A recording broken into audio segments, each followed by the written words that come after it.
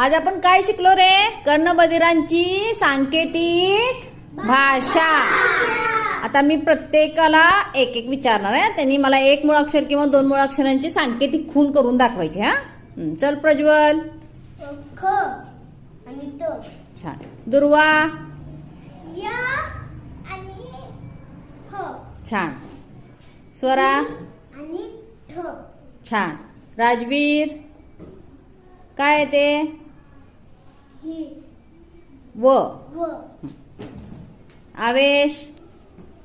थ. ईश्वरी. क. छान. रोही. न. छान. प्रयास. फ. श. छान. संस्कार. ह.